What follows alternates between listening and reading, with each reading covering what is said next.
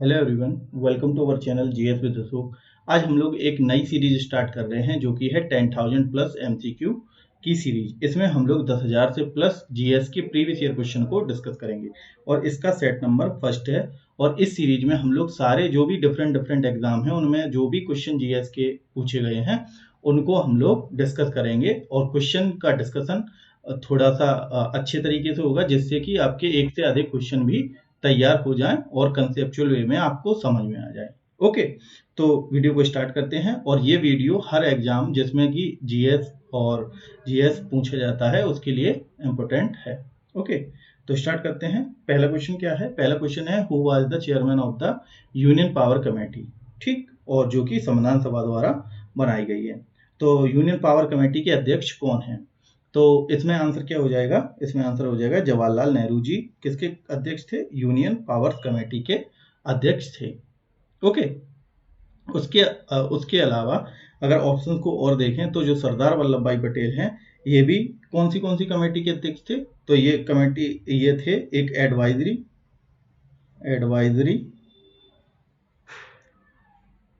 Committee of fundamental right, इसके अध्यक्ष थे। और एक कमेटी थी committee on tribal and minority.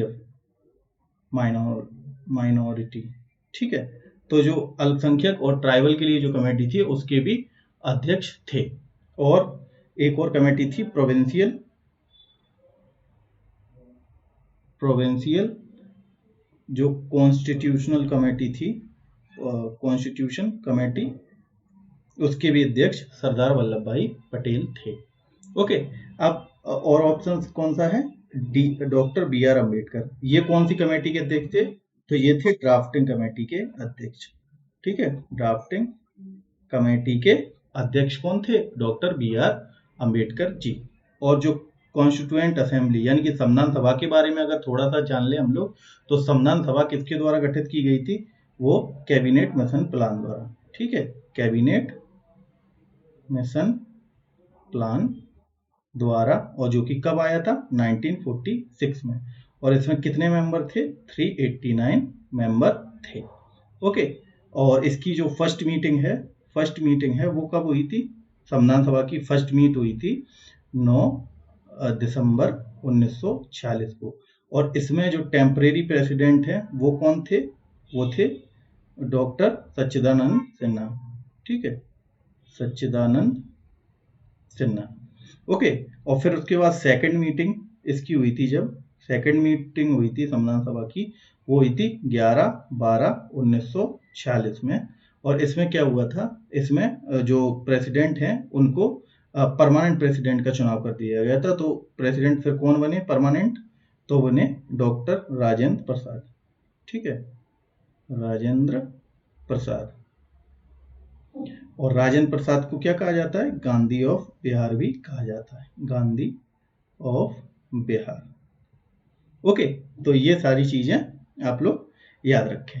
और उसके बाद थर्ड मीटिंग जो थी वहां पे, थर्ड मीट की अगर बात करें हम लोग, तो इसमें क्या हुआ था? थर्ड मीट में ये हुई थी 13/12/1946 में। इसमें क्या हुआ था? इसमें जवाहरलाल नेहरू द्वारा ऑब्जेक्टिव रेजोल्यूशन, उद्देश्य प्रस्ताव, ऑब्जेक्टिव रेजोल्यूशन पेश किया गया था। ठीक है, ओके, तो ये पॉइंट आपको याद रखने हैं। ओके, अब नेक्स्ट देखते हैं। Who is the guardian of the public purse.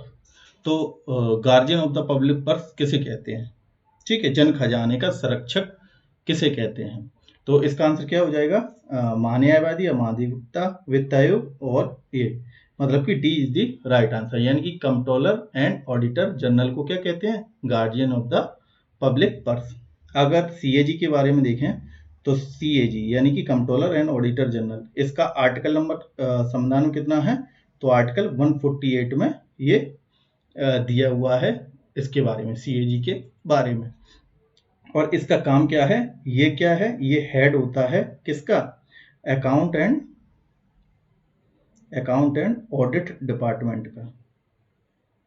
Audit department का हेड होता है और इसका काम क्या है, जो गवर्नमेंट अकाउंट होते हैं, गवर्नमेंट अकाउंट होते हैं जो, उनको ऑडिट करना, ऑडिट करना, और ऑडिट करके जो रिपोर्ट है, ऑडिट की जो रिपोर्ट है, और ये दे देता है किसको, प्रेसिडेंट को दे देता है, प्रेसिडेंट ऑफ इंडिया को दे देता है, और प्रेसिडेंट जो है वो पार्लियामेंट को दे देती है, पार्लियामेंट को दे दिया, और फिर पार्लियामेंट जो है वो पब्लिक अकाउंट कमेटी को रिपोर्ट दे देती है, और पब्लिक अकाउंट जो कमेटी है वो क्या कर देती है, उस रिपोर्ट को क्या कर देती है, पब्लिश कर देती है, जिससे क्या पता चलता है कि गवर्नमेंट में कोई घोटाला तो नहीं हुआ है, तो वो हो जाता है, इससे यहाँ से इस प्रोसेस से पता चल जाता है। अब अगर बात करें पब्लिक अकाउंट कमेटी की, तो पब्लिक अकाउंट कमेटी में कितने मेंबर होते हैं, 22 मेंबर होते हैं, 22 मेंबर होते हैं, जिसमें कि 15 जो हैं वो लोकसभा से होते हैं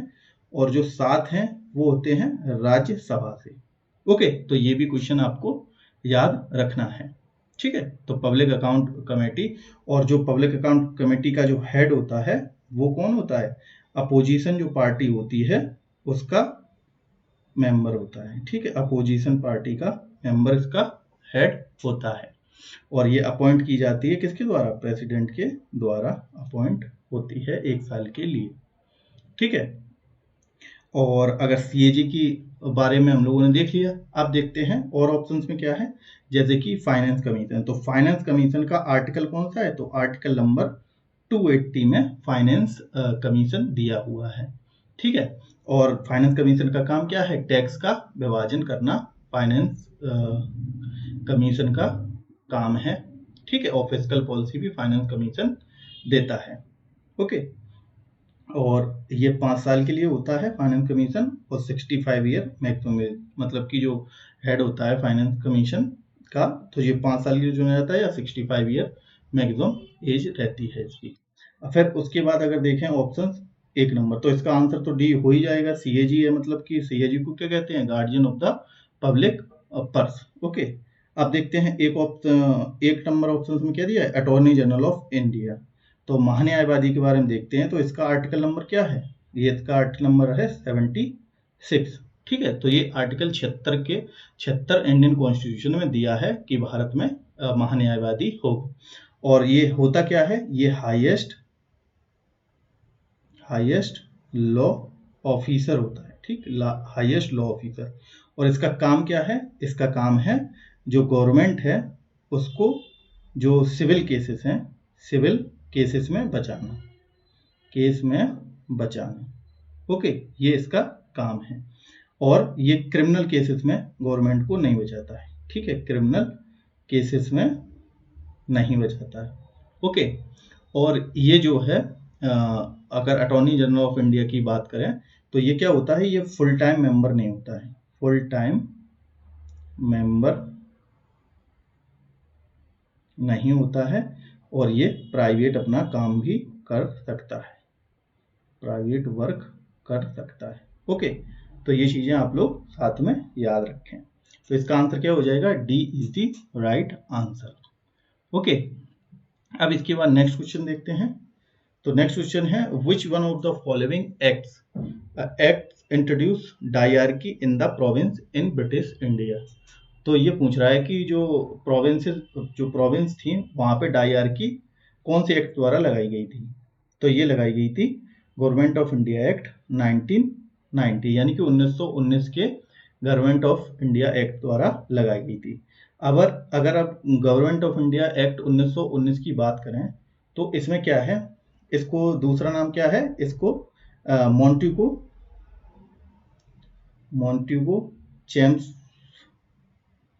चेम्सफोर्ड रिफॉर्म के नाम से भी जानते हैं, और इसमें मॉन्टेगो जो है वो क्या है, वो सेक्रेटरी ऑफ द स्टेट है, और जो चेम्सफोर्ड है, चेम्सफोर्ड क्या है, वहां पे गवर्नर जनरल और वाइसरॉय है, ओके। तो इसका दूसरा नाम मॉन्टेगो चेम्सफोर्ड रिफॉर्म भी इसका दूसरा नाम है, ओके। और गवर्नमेंट ऑफ इंडिया एक्ट के द्वारा डायरकी लगाई गई थी, तो डायरकी का मतलब होता क्या है, तो डायरकी का मतलब होता है डिवीजन ऑफ पावर, तो पावर का डिवीजन किया गया था, जिसमें कि ट्रांसफर पावर को दो भाग में बांट दिए गए थे, एक ट्रांसफर पावर, एक रिजर्व पावर। ओके, तो इसमें क्या हुआ था कि जो पावर का डिवीजन हो गया था, जिसमें कि जो ट्रांसफर पावर थे, तो ट्रांसफर पावर को कौन रखता था, जो गवर्नर जनरल है उसने अपने पास रखी थी, और ये जो रिजर्व पावर है, ट्रांसफर पावर जो है वो इंडियन को दी गई थी, इंडियन को, और जो रिजर्व पावर है वो गवर्नर जनरल ने खुद अपने पास रखी थी। रिजर्व पावर में मेन जो डिपार्टमेंट थे वो गवर्नर जनरल ने रखे थे, जैसे कि फाइनेंस हो गया, ठीक है, फाइनेंस, डिफेंस, तो ये सारे जो भी इम्पोर्टेंट जो है, फाइनेंस हो गया, डिफेंस हो गया, लॉ हो गया, ये सारे उसने अपने पास रखे थे और इंडियंस को दिए थे, जैसे कि एजुकेशन हो गया, हेल्थ हो गया, ये सारे इंडियंस को दे दिए थे। ओके, तो 1919 के एक्ट से डायरकी लगी थी प्रोविंसेस में। ओके, तो ये चीज आप लोगों को याद रखना है। अब इसके बाद और एक्ट के बारे में देख लेते हैं, जैसे कि इंडियन काउंसिल एक्ट 1892। तो इसमें क्या क्या हुआ था, जो 1892 का एक्ट है, इसमें क्या हुआ था, हम लोगों को बजट डिस्कशन में शामिल किया गया था, ठीक है, बजट डिस्कशन में शामिल हुए थे, और इसी एक्ट द्वारा इनडायरेक्ट इलेक्शन की शुरुआत हुई थी, इनडायरेक्ट इलेक्शन। ओके, फिर उसके बाद अगर ये इंडियन काउंसिल एक्ट 1909 की बात करें, अगर हम लोग इस एक्ट की बात करें, तो इस एक्ट में क्या हुआ था, 1909 के एक्ट को सबसे पहले तो इसे कहते हैं, इसका भी दूसरा नाम है, जैसे कि मोर्ले मिंटो रिफॉर्म, ठीक है, मोर्ले मिंटो रिफॉर्म इसका दूसरा नाम भी है 1919 के एक्ट का। इसमें जो मोर्ले है वो सेक्रेटरी ऑफ द स्टेट है, और जो ये गवर्नर जनरल एंड वॉइसरॉय है लॉर्ड मिंटो। ओके, तो ये चीज आपको याद रखनी है 1919 के एक्ट से। और 1919 के एक्ट से और क्या चीज हुई थी, और हुआ था सेपरेट इलेक्टोरेट की शुरुआत, सेपरेट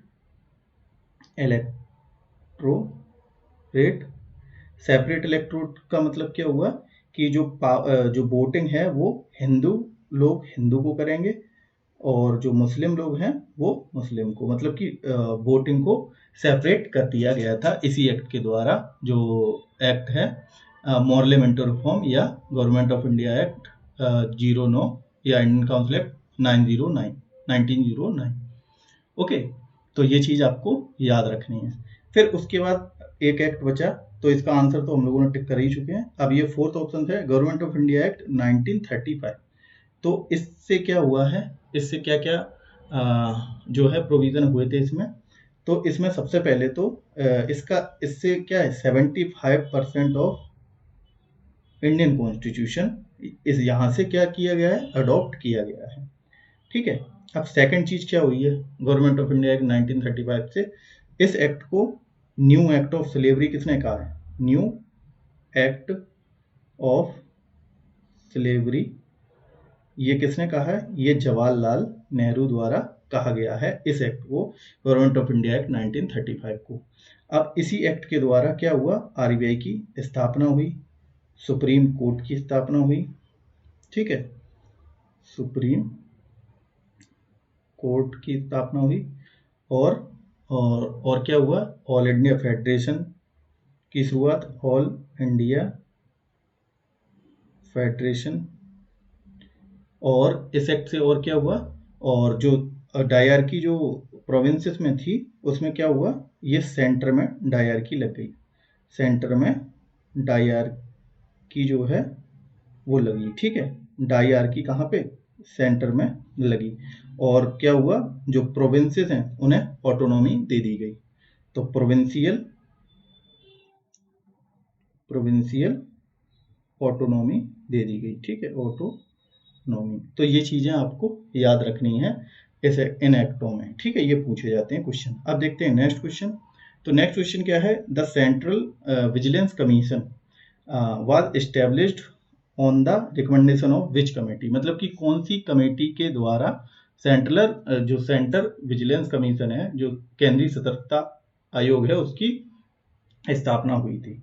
तो इसकी स्थापना हुई थी संथनम कमेटी की रिकमेंडेशन पर। ओके, और कब हुई थी सेंट्रल विजिलेंस कमीशन की स्थापना? 1964 में। ओके, और इसे स्टैचुरी स्टेटस कब मिला था? इसे मिला था 2003 में। ठीक है, 2003 में से स्टैचुरी स्टेटस मिला।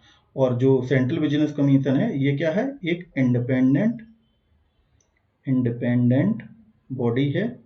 और ये क्या है? ये रिस्पॉन्सिबल होती है पार्लियामेंट के लिए रिस्पॉन्सिबल होती है ये जी। ठीक है, सेंट्रल विजिलेंस कमीशन। तो इसका आंसर क्या हो जाएगा? C is the right answer. अब देखते हैं नेक्स्ट क्वेश्चन। तो नेक्स्ट क्वेश्चन क्या है? Which one of the following, next question है which one of the following is the most widespread category of soil in India. मतलब कि भारत में सबसे अधिक विस्तृत श्रेणी में कौन सी मिट्टी पाई जाती है? तो इसमें आंसर क्या हो जाएगा? सबसे ज्यादा कौन सी मिट्टी पाई जाती है? तो ये पाई जाती है अलुवियल सॉइल, यानी कि जलोढ़ मिट्टी पाई जाती है सबसे ज्यादा। तो कितनी पाई जाती है? ये लगभग 50% ऑफ एरिया में ये मिट्टी पाई जाती है। ओके, 40% ऑफ एरिया में पाई जाती है अलुवियल सॉइल। और अलुवियल सॉइल के बारे में अगर और चीजें देख लें कि क्या क्या चीजें पूछी जा सकती हैं, तो ये मैक्सिमम कहाँ कहाँ पे मिलती है? जैसे कि नर्मदा हो गया, नर्मदा का प्लेन, नर्मदा, ताप्ती, ओके, और गंगा, यमुना और ब्रह्मपुत्र। इन नदियों के प्लेन्स में पाई जाती है कौन? Alluvial soil. और ये भारत में 40% ऑफ एरिया पे यही वाली सॉइल है। और ये सॉइल क्या है? बहुत ही फर्टाइल है, यानी कि मोस्ट फर्टाइल सॉइल है। और अगर बात करें, ये सबसे ज्यादा उपजाऊ मिट्टी है। और ये दो प्रकार की होती है, एक न्यू एलुवियल सॉइल यानी कि नई जलोढ़ मृदा, और ओल्ड अलुवियल सॉइल, ये दो प्रकार की होती है। और इसके नाम होते हैं, जो न्यू एलुवियल सॉइल है उसे कहते हैं खादर, और जो ओल्ड एलुवियल सॉइल है उसे कहते हैं वांगर। ठीक है, तो ये भी आपको याद रखना है कि न्यू एलुवियल सॉइल को क्या कहते हैं? ओल्ड एलुवियल सॉइल को कहते हैं। और अगर इसके कलर की बात की जाए, इसके कलर की बात की जाए तो इसका कलर क्या होता है? सैंडी ग्रे, मतलब कि ग्रे टाइप का इसका कलर होता है। ओके, अब इसमें क्या क्या पाया जाता है वो भी देख लेते हैं। तो इसमें जो ऑर्गेनिक मैटर है, ऑर्गेनिक यानी कि जैविक तत्व, ऑर्गेनिक मैटर, और ऑर्गेनिक मैटर के बाद ह्यूमस, ये दोनों चीजें अधिकता में पाई जाती हैं, यानी कि रिच होते हैं ऑर्गेनिक मटेरियल और ह्यूमस में। ठीक है, और इसमें लाइम की मात्रा, और लाइम के साथ साथ में पोटेशियम की मात्रा भी अधिकता में पाई जाती है। और इसमें जो फॉस्फोरस है वो कम मात्रा में पाया जाता है। अब इसमें कौन सी फसलें उगाई जाती हैं? जैसे कि वीट हो गया, ठीक है, राइस हो गया, धान, और दालें हो गई, ये सारी चीजें, पल्सेस हो गई, मतलब ये सारी चीजें इस मिट्टी में उगाई जाती हैं। ओके, अब देखते हैं और ऑप्शन। तो ए इज दी राइट आंसर। अब देखते हैं ब्लैक सॉइल। तो ब्लैक सॉइल को क्या कहते हैं? ब्लैक सॉइल को रेगुर सॉइल भी कहते हैं। ठीक, रेगुर सॉइल भी कहते हैं। और ब्लैक सॉइल में क्या होती है? वाटर रिटेंशन कैपेसिटी अधिक होती है, बहुत ज्यादा, मतलब वाटर ज्यादा से ज्यादा शोषित कर लेती है। और अगर जब सूख जाती है तो इसमें क्रैक पड़ जाते हैं।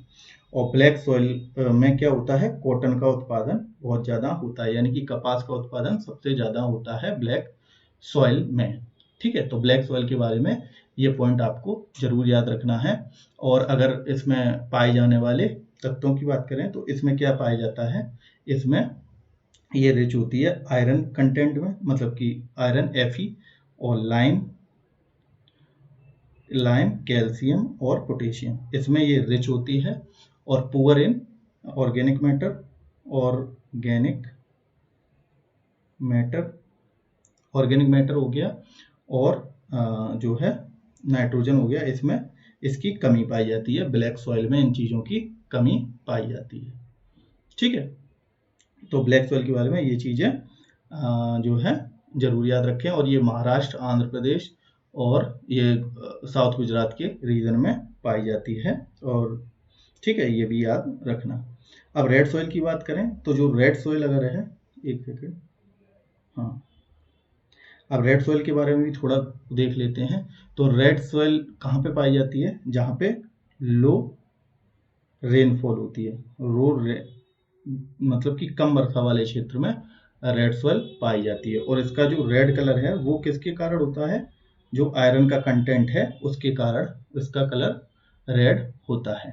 ओके, तो ये चीज इसमें याद रखनी चाहिए आप लोगों को। ओके, उसके बाद फॉरेस्ट सॉइल फॉरेस्ट में मिलेगी। ठीक है, इसके बारे में नेक्स्ट कभी देखेंगे। तो अब देखते हैं नेक्स्ट क्वेश्चन। नेक्स्ट क्वेश्चन क्या है? नेक्स्ट क्वेश्चन है निम्नलिखित में से किस मंदिर परिसर में एक विशाल नदी की मूर्ति मिलती है जिसे विशालतम नदी मूर्ति कहा जाता है? तो ये कहाँ पे पाई जाती है? ये कौन से टेम्पल में? तो ये बृहदेश्वर, लिंगराज या कंदरिया महादेव या लेपाक्षी टेम्पल। तो ये पाई जाती है जो बृहदेश्वर टेम्पल, यानी कि ए इज दी राइट आंसर। तो बृहदेश्वर टेम्पल में ये पाई जाती है मूर्ति। और बृहदेश्वर टेम्पल का दूसरा नाम क्या है?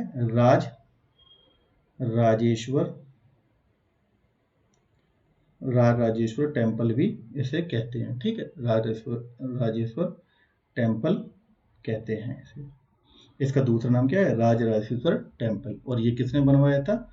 जो चोला डायनेस्टी है उसने बनवाया था। और चोला डायनेस्टी के संस्थापक का नाम भी पूछा जाता है। तो चोला डायनेस्टी के संस्थापक का नाम क्या है? विजयालया। ठीक है, तो विजयालया इसके संस्थापक का नाम है। ओके, तो ये चीजें आपको याद रखनी है। और ये जो है बृहदेश्वर टेम्पल कावेरी रिवर के किनारे है। और कहाँ पे है? ये तमिलनाडु में है, तंजावुर में। ठीक है, तंजावुर तमिलनाडु में है। तमिलनाडु में ये स्थित है। अब बात करें अगर दूसरे, तो इसका आंसर तो यही हो गया। अब लिंगराज टेम्पल की बात करें तो लिंगराज टेम्पल जो है वो कहाँ पे है? ये भुवनेश्वर उड़ीसा, जो उड़ीसा की कैपिटल है भुवनेश्वर, वहाँ पे पाया जाता है जो लिंगराज टेम्पल। और ये कौन है? ये लॉर्ड शिव का टेम्पल है। लॉर्ड शिवा का ये टेम्पल है। ओके, और फिर और मंदिर हैं जैसे कि कंदरिया महादेव टेम्पल है। तो ये कहाँ पे है? ये खुजराहो में है, एमपी में। खुजराहो एमपी में है। ओके, और ये किसने? चंदेल वंश ने बनवाया था। चंदेल वंश द्वारा बनाया गया था। ओके, ये पॉइंट आपको याद रखना है। और फिर उसके बाद ये टेम्पल भी है, लेपाक्षी टेम्पल। तो लेपाक्षी टेम्पल के बारे में थोड़ा जान लेते हैं। तो लेपाक्षी टेम्पल है जिसे क्या और कहते हैं? वीरभद्र टेम्पल भी कहते हैं। इसका दूसरा नाम क्या है? वीरभद्रा टेम्पल। ओके, तो ये आपको याद रखना है कि इसका दूसरा नाम क्या है। और यहाँ पे क्या है? ये पहली बात तो आंध्र प्रदेश में है। और इसमें इस मंदिर में क्या पाया जाता है? जो सबसे बिगेस्ट नंदी जो है वो यहाँ पे है। तो ये पॉइंट आपको याद रखने हैं, साथ वाले जरूर। ओके, जरूरी नहीं यही क्वेश्चन आ जाए, लेकिन इससे रिलेटेड जो बता रहा हूँ मैं वो जरूर आप लोग याद रख लें। अब नेक्स्ट देखते हैं। नेक्स्ट क्वेश्चन क्या है कि which of the following phenomenon is responsible for the Coriolis force? Coriolis बल के लिए निम्न में से कौन सा कारक जिम्मेदार है? मतलब कि कोरियलिस फोर्स जो है उसके कारण क्या चीज होती है? तो revolution of the earth, gravitational pull of the moon, और rotation of the earth around the axis, और different heating of the oceanic water. तो इसका आंसर क्या हो जाएगा? रोटेशन ऑफ द अर्थ, यानी कि सी इज द राइट आंसर। और इससे होता क्या है, रोटेशन से क्या होता है कि पृथ्वी हम लोग जानते हैं दो प्रकार की गतियां करती है, एक तो रोटेशन हो गया और एक रेवोल्यूशन, दो प्रकार करती है गतियां। तो रोटेशन वाली गति जो कोलियोसिस फोर्स द्वारा मतलब उसका जो जिम्मेदार है वो कौन है, कोलियोसिस बल, ठीक है। अब इसमें होता क्या है, रोटेशन के द्वारा क्या होता है, डे नाइट का फिनोमेना होता है। ये भी क्वेश्चन आप लोग याद रखें, डे नाइट का फिनोमेना किसके कारण होता है, जो पृथ्वी अपनी एक्सिस पर घूमती है इसके कारण। और रेवोल्यूशन के कारण क्या होता है, ये सीजन जो चेंज होते हैं उसका फिनोमेना रेवोल्यूशन के कारण होता है। अब थोड़ा सा हम लोग अगर डिटेल में समझ लें तो जैसे कि ये क्या है, ये सन है, ठीक, ये मान लेते हैं सन, ओके, ये हो गया सन। और फिर क्या है, ये हम बना रहे हैं पृथ्वी, ये क्या है पृथ्वी। तो पृथ्वी को हम लोग जानते हैं कि अपनी एक्सिस से 23.5 डिग्री जो है वो टिल्टेड है, यानी कि ये अगर हम सेंटर मानते हैं इसका, एक सेकंड, हाँ, ये अगर सेंटर मानते हैं, अब इसमें क्या है, ये अपने अक्ष से 23.5 डिग्री टिल्टेड है, ओके। ये क्या है 23/1/3 डिग्री, ठीक है, 23.5 डिग्री ये अपने अक्ष पे झुकी हुई है। और ये जो रोटेशन है इसका, ये जो रोटेशन है इसके कारण क्या होता है, डे नाइट का फिनोमेना। अब इसका हम लोग थोड़ा सा डिटेल देख लेते हैं कि कैसे होता है। तो हम लोग जानते हैं कि पृथ्वी के बीच से जाने वाली रेखा को क्या कहते हैं, भूमध्य रेखा, यानी कि इक्वेटर कहते हैं, इक्वेटर, ठीक है, इक्वेटर कहते हैं, यानी कि पृथ्वी को दो भागों में बराबर बांटती है, इस वजह से इसे भूमध्य रेखा कहते हैं, ओके। अब इसके जो ऊपर एक रेखा है 23.5 डिग्री नॉर्थ पर, 23.5 डिग्री नॉर्थ, क्योंकि ऊपर नॉर्थ होता है, इस साइड ये नॉर्थ है, इधर साउथ है, इधर ईस्ट है और इधर वेस्ट है, ओके। अब और एक रेखा नीचे है इमेजिनरी लाइन, जो कि क्या है, ये पैरेलल कौन से अक्षांशी रेखाएं तीनों, इक्वेटर हो गया, और ये तुम्हारा इक्वेटर के बाद जो ट्रॉपिक ऑफ कैंसर है और ट्रॉपिक ऑफ कैप्रिकॉर्न, यानी कि नॉर्थ में कैंसर, नीचे कैप्रिकॉर्न, कर्क रेखा, ऊपर क्या है कर्क रेखा और नीचे ये 23.5 डिग्री साउथ में क्या है मकर रेखा, ओके।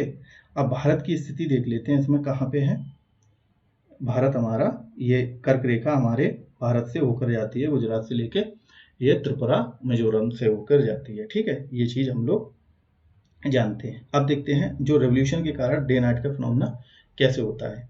अब ये रेवोल्यूट करेगी अपनी एक्सिस के अराउंड, तो अगर ये घूमेगी, ठीक है, ये घूमेगी तो क्या होगा, ये सन की रोशनी है ना, तो एक साइड पड़ती रहेगी, फिर ये घूम जाएगी 24 घंटे में, 12 घंटे में दूसरी साइड, मतलब ये वाला पोर्शन इस साइड आ जाएगा, तो क्या हो जाएगा यहाँ दिन, और जो इसके शेड में आ जाएगा वहां रात हो जाएगी। तो ये तो चीज हो गई अपनी डे नाइट की, ठीक है, कॉमन सेंस वाली चीज है।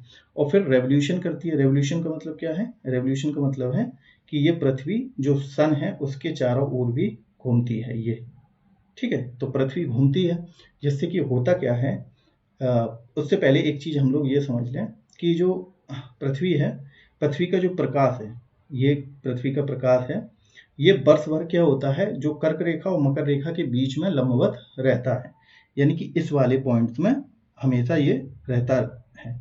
और इस जगह को क्या कहते हैं, कर्क रेखा और मकर रेखा के बीच के दूरी को अभी रफली बोल रहे हैं 5 डिग्री ऊपर 5 डिग्री नॉर्थ में, मतलब कि 23.5 डिग्री नॉर्थ 23.5 डिग्री साउथ में, इसको कहते हैं ITCZ, ये जोन कहते हैं, जहाँ पे ये सन की रोशनी वर्ष भर क्या करती है, ऊपर नीचे रेवोल्यूट करती है, मतलब ऊपर नीचे होती है लंबवत रूप से। तो इसका फुल फॉर्म क्या है ITCZ, मतलब कि इंटर ट्रॉपिकल कन्वर्जन जोन इसे कहते हैं, इस जोन को जिसमें सूरज की रोशनी वर्ष भर रहती है। तो अब ये सन इस जगह पे पहुंचेगा, फिर इस जगह पे पहुंचेगा, पृथ्वी इस जगह पे पहुंचेगी, फिर इस जगह पे, तो इस जगह पे, ये एक मतलब ऐसे ये रेवोल्यूट करेगी। तो इसमें क्या होगा कि अब हम लोग देखते हैं, थोड़ा सा कॉन्सेप्ट देख लेते हैं कि हम लोगों के भारत को लेके कॉन्सेप्ट देख लेते हैं सीजन चेंज का, ओके।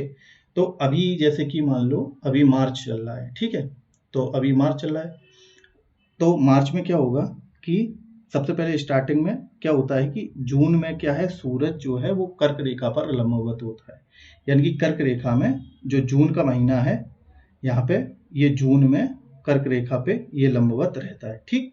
फिर जून के बाद फिर दक्षिणायन होने लगता है, मतलब कि जून में हम लोग देखते हैं हम लोगों के यहाँ गर्मी पड़ती है, तो यहाँ पर लंबवत प्रकाश पड़ रहा है और भारत से कर्क रेखा निकली है, तो क्या गर्मी यहाँ पर पड़ेगी। फिर जून के बाद यहाँ पे जुलाई, जुलाई के बाद फिर नीचे, फिर मतलब दक्षिणायन होने लगेगा ना सूरज।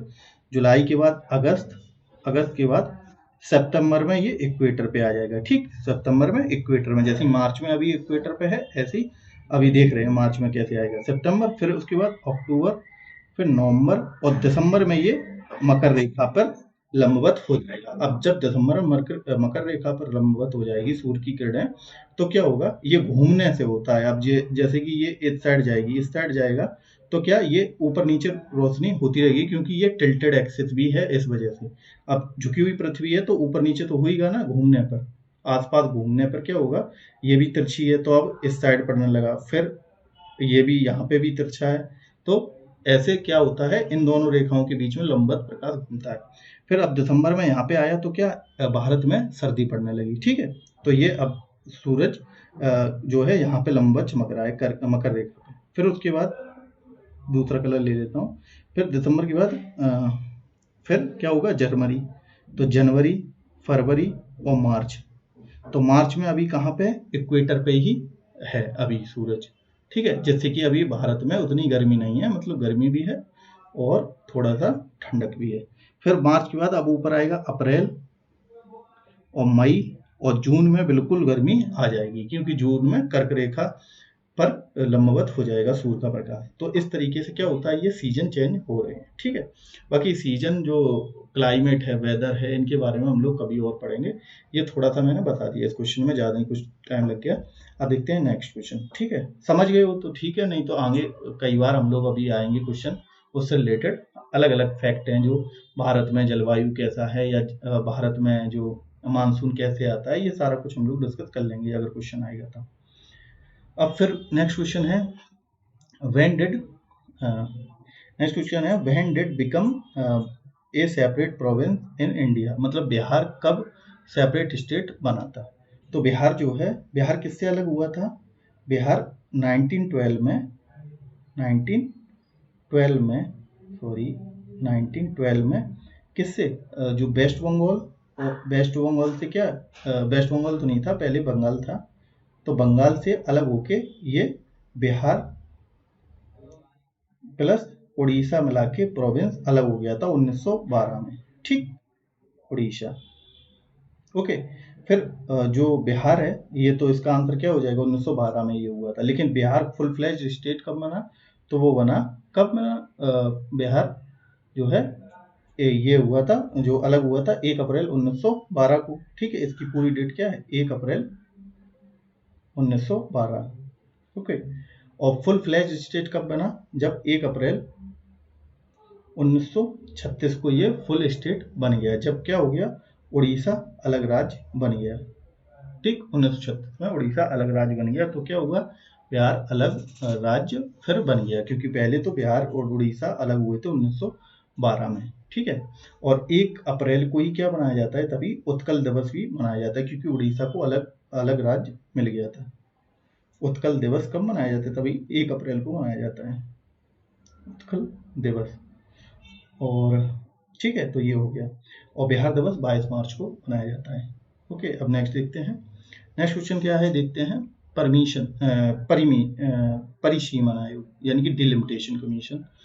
तो क्वेश्चन देखते हैं क्या है, which of the following state was the first in India to conduct election after using the new boundary as drawn by the 2002 delimitation commission, मतलब कि 2002 में जो डिलिमिटेशन कमीशन है, परमिशन द्वारा नई सीमाओं का उपयोग करके चुनाव कराने वाला पहला भारतीय राज्य कौन सा था, ये क्वेश्चन पूछ रहा है।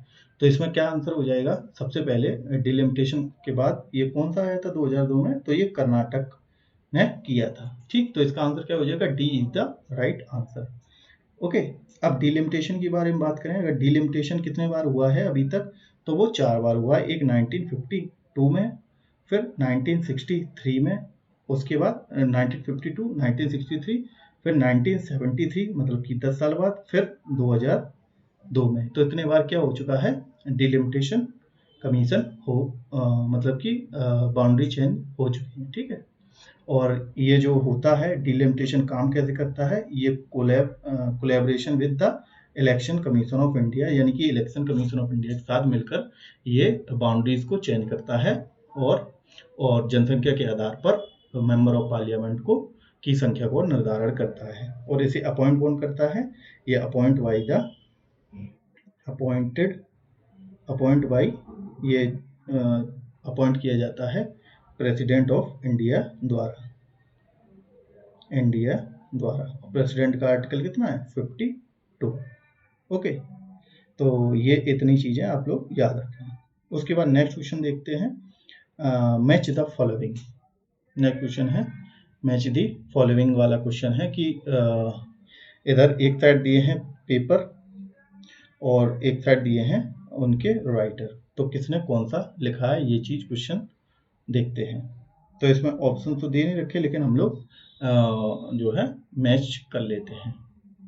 ओके, तो इसमें आंसर क्या हो जाएगा, जो हेराल्ड ऑफ न्यू एज, पहला ऑप्शन क्या है, हेराल्ड ऑफ न्यू एज, तो ये किसके द्वारा लिखा है, ये राजा राम मोहन द्वारा लिखा है, यानी कि जो एक सेकंड, हाँ इसका क्या हो जाएगा। ओके, फिर उसके बाद जो न्यू इंडिया है, उसके बाद मार्टिन लूथर हिंदुइज्म, ये किसके द्वारा लिखा है, तो ये स्वामी विवेकानंद द्वारा लिखा गया है। फिर उसके बाद न्यू इंडिया है, ये एनी बेसेंट द्वारा लिखा गया है। फिर फोटोवोल्टिक लाइटनिंग, ये रामकृष्ण मिशन द्वारा ये किया गया है, ठीक है। तो ये इसमें क्या हो जाएगा, ये ऑप्शन सही हो जाएंगे हम लोगों के।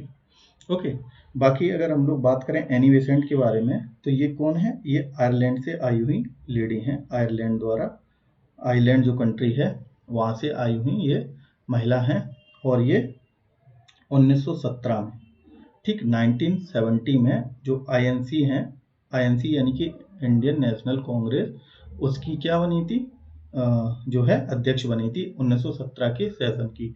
और ये फर्स्ट वुमेन जो थी मेंबर थी, first women to become president of the INC session, ठीक है।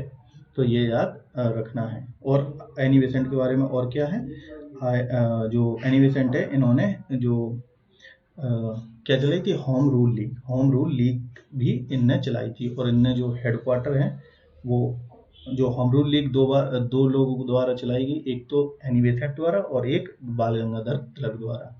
तो इन्होंने हेडक्वार्टर बनाए थे मद्रास में, ठीक है, मद्रास अदियार में, ठीक है, मद्रास के अदियार में इन्होंने हेडक्वार्टर बनाए थे। और जो बाल गंगाधर तिलक जी हैं, उनने भी होम रूल लीग चलाई थी, और उनने हेडक्वार्टर कहाँ पे बनाया था, उनने बनाया था हेडक्वार्टर ये पुणे में, ठीक, महाराष्ट्र में पुणे में, ठीक। तो ये चीज आप लोगों को याद रखनी है। अब फिर राजा राम मोहन राय के बारे में थोड़ा देख लेते हैं। तो राजा राम मोहन को क्या कहते हैं, modern man of India, modern man of India इनका दूसरा नाम भी है।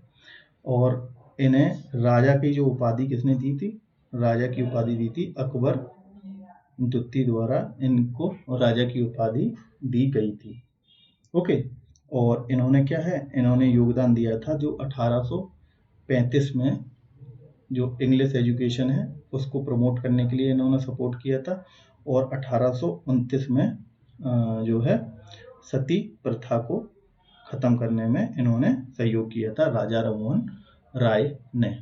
ओके, बाकी रामकृष्ण जो क्या है, वो गुरु हैं किनके, जो है विवेकानंद के गुरु हैं, ठीक है। विवेकानंद जी के गुरु हैं कौन, रामकृष्ण जी। और रामकृष्ण का जो ओरिजिनल नाम क्या है, वो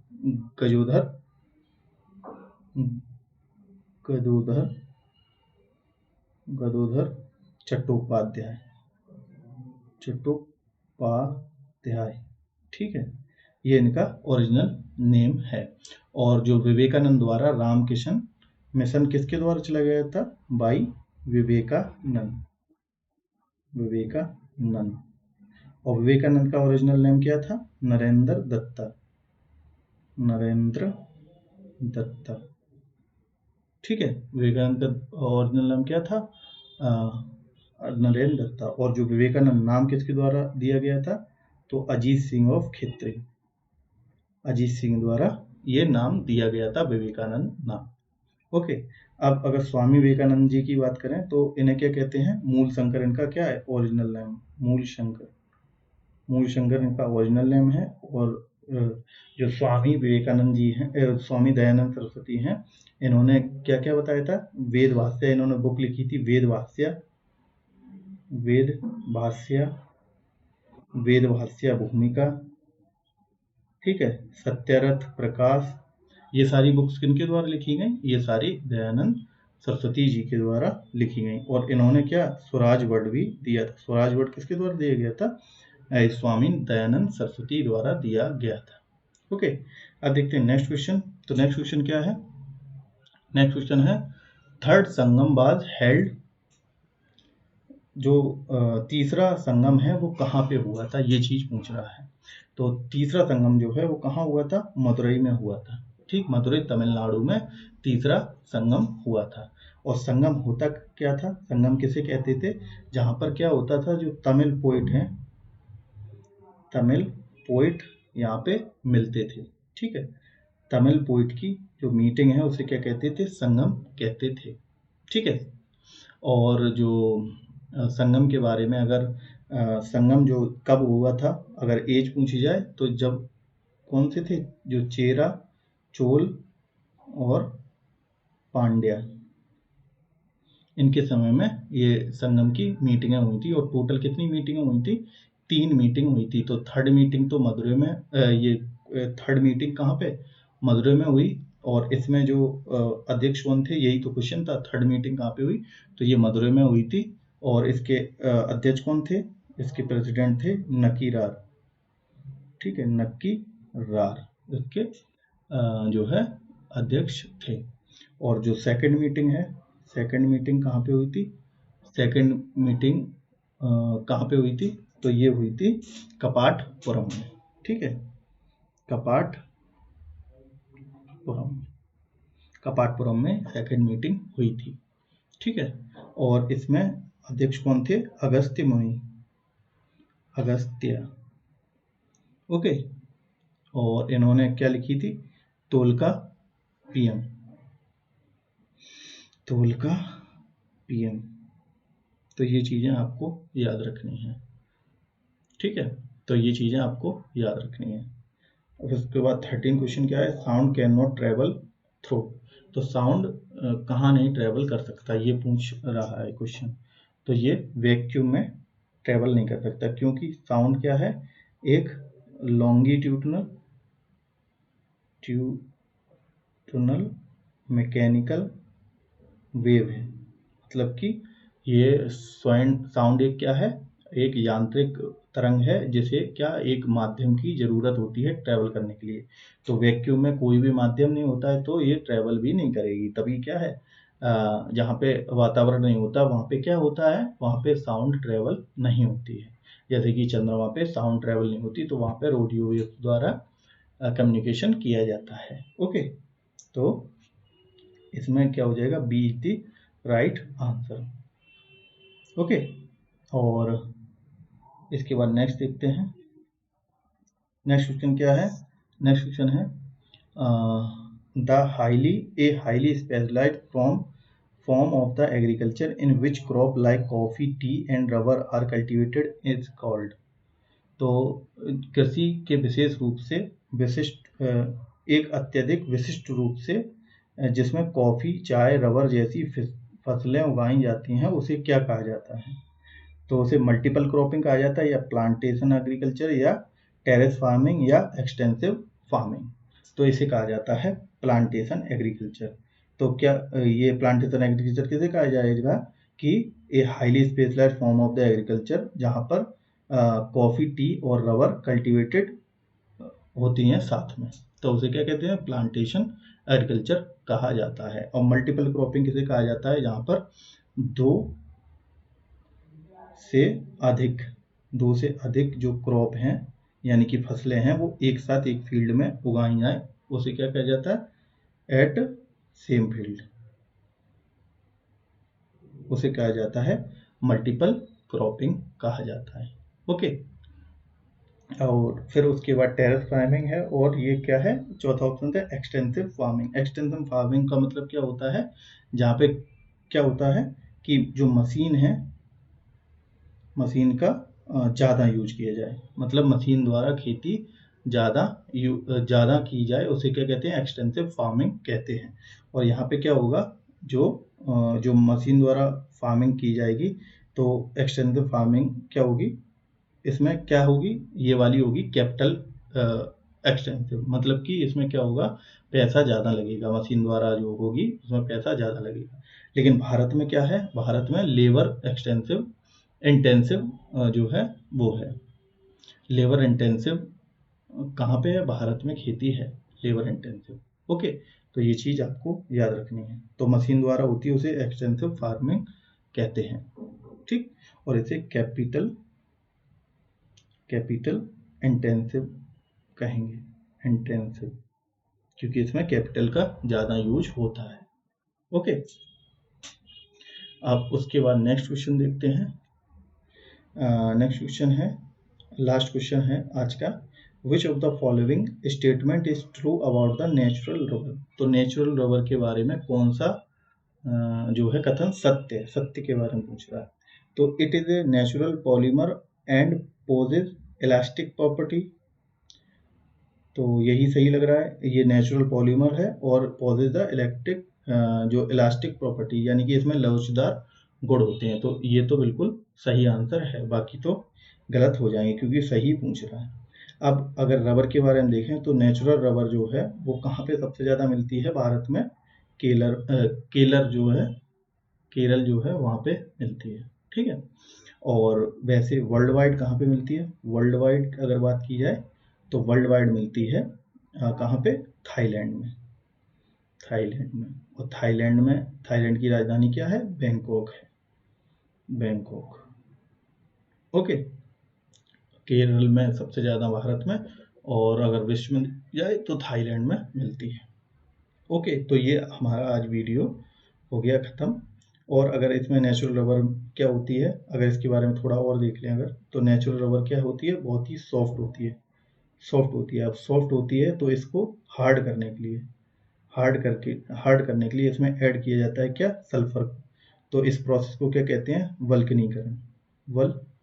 वल्कनाइजेशन, मतलब वल्कनीकरण क्रिया कहते हैं, जिससे कि नेचुरल रबर को हार्ड फॉर्म में किया जाता है।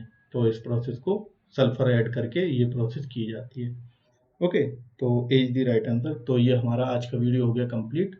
अगर ये पसंद आ रही है सीरीज, तो हम लोग लगातार करेंगे इस सीरीज को, और बहुत सारे क्वेश्चन हम लोग विद अच्छे से एक्सप्लेनेशन करके कवर करेंगे। धन्यवाद।